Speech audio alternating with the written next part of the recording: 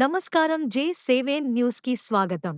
మహబూబాబాద్ జిల్లా డోర్నకల్ నియోజకవర్గం లంబాడీల రిజర్వేషన్ పరిరక్షణ సమితి ఈ నెల 28న జరుగు భారీ బహిరంగ సభను విజయవంతం చేయండి. ఈ రోజు లంబాడీల ఆత్మగౌరవ సమావేశం కలెక్టర్ కార్యాలయం ఎదురుగా డి.ఎస్. ఆర్ కన్వెన్షన్ హాల్లో బోడ రమేష్ నాయక్ అధ్యక్షతన సమావేశం జరిగింది.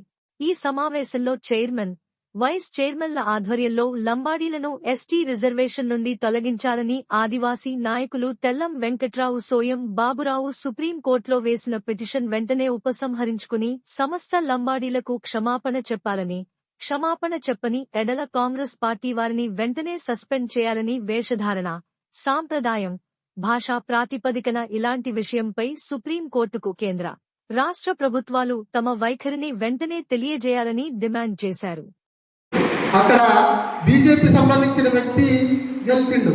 మళ్ళీ అక్కడ గెలవాలంటే ఆదివాసీ లంబాడీల ఇష్యూ తీసుకొచ్చి ఆదివాసీలను సొంతం చేసుకునేటువంటి ప్రయత్నంలో భాగంగా అక్కడ ఉప ఎన్నికలు వచ్చేటువంటి అవకాశాలు ఉన్నాయి. భద్రాచలంలో అక్కడ కూడా ఆదివాసులు ఎక్కువ ఉంటారు కనుక